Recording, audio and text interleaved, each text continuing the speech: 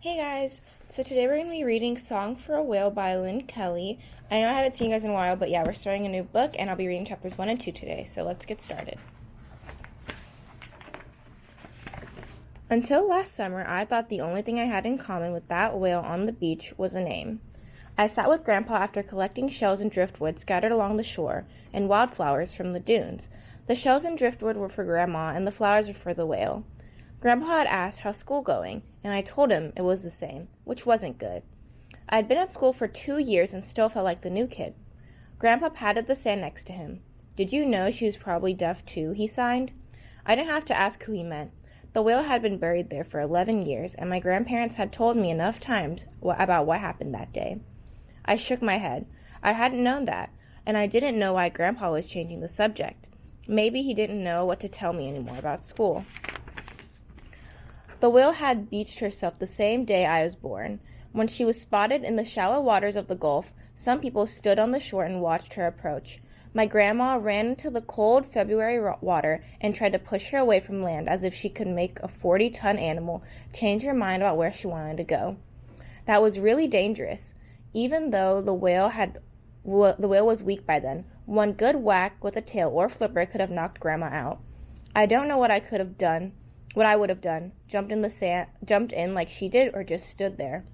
She wasn't born deaf like we were, Grandpa continued. The scientists who studied her said it just happened. Maybe she'd been swimming near an explosion from an oil rig or a bomb test.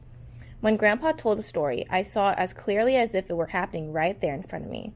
His signing hands showed me that the whale in the ocean that suddenly went quiet, swimming over there, trying to find the sound again.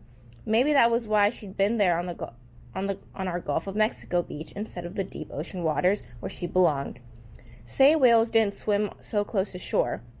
Only her, on that day.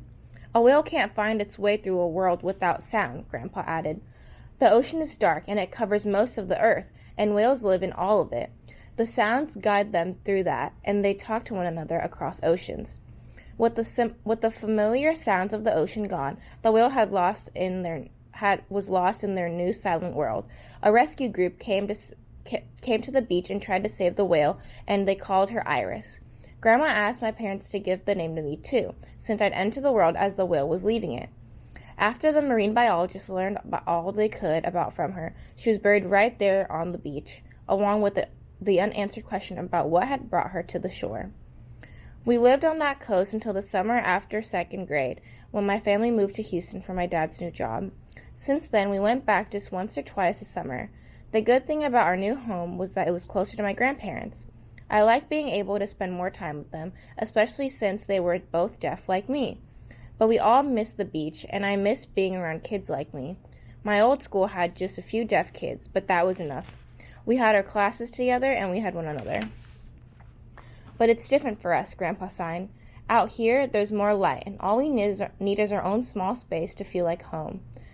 Sometimes it takes a time to figure things out, but you'll do it. You'll find your way.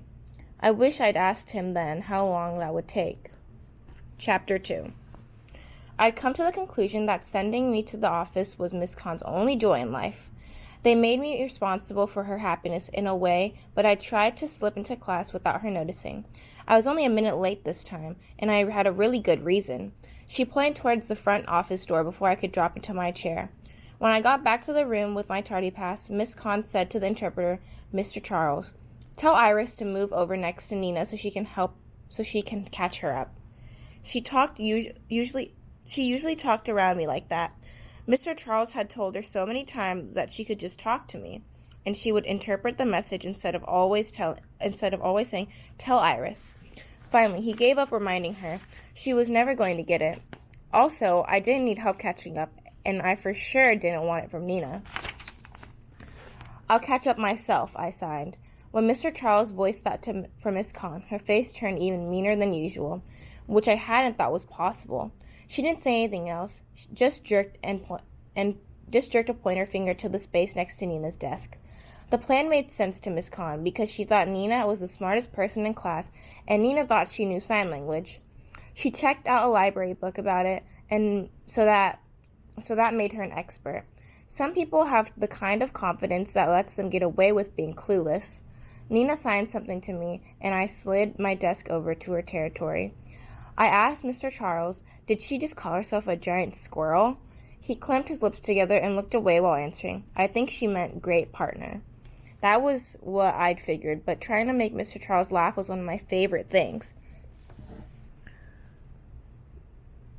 I leaned over to the next row to look at Clarissa Gould's book. Mr. Charles interpreted my question when I asked Clarissa what we were working on. Nina tried to barge in with her flapping hands and made up sign language. When I ignored her, she got dangerously close to my face, as if I couldn't see her.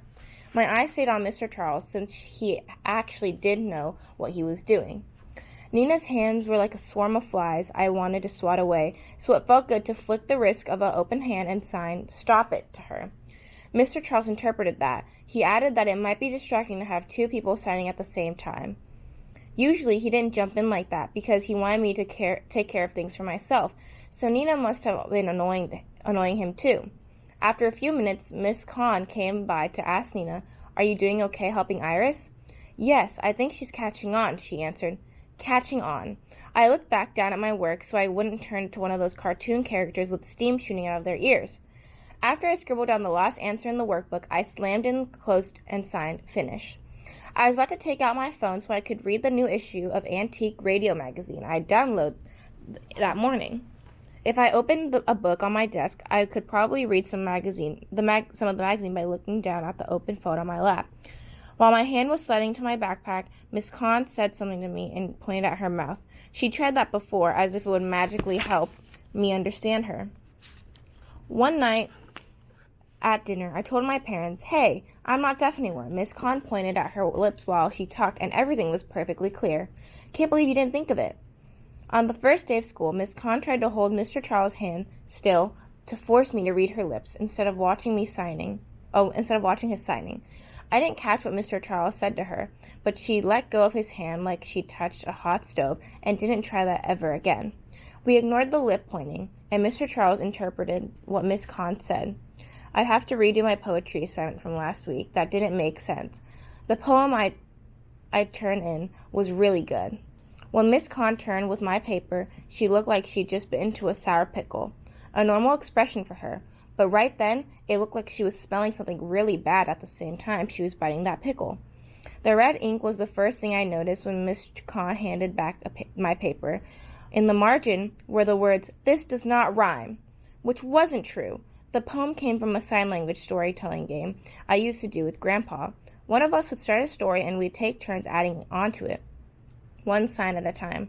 The trick was our hands had to keep the same shape for the whole story. Like if we started out with a closed fist, every sign for the rest of the story had to be made with a fist too. We'd go on and on like that until one of us couldn't think of something to add without breaking the hand shape rule. My favorite story started with a tree full with leaves. A leaf blew away with a gust of wind and then landed in the river, floated down a stream and onto the bank. It ended with a bird swooping in to grab a leaf to add to her nest. In another tree, we told the story with our hands open with the number 5 the whole way through. It didn't look the same on paper. Paper is flat, so I couldn't use all the space above to draw below and around it that I needed to tell the story right. And the words in English don't have the same shapes as they do in sign language. But here's how it looked when I wrote it down. Leaves waving, blowing, twirling, floating current, land on riverbank, mother bird grabs the leaf and builds a new nest. Sure, it didn't rhyme the English way words do, but I thought maybe it would make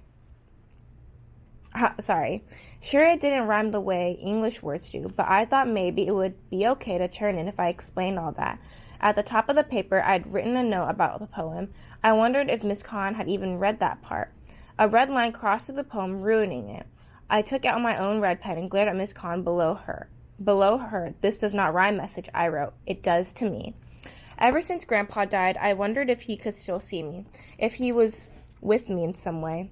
Right then, I hoped more than anything that he was now near me. I didn't want him to see what Miss Kahn had done to our story, to us. Everyone turned and looked at me as I crumbled the paper into a ball. Nina held a finger to her lips, as always, like it was her job to remind me that things made noise and that I wasn't supposed to do any of them. But I did not throw the paper at her face.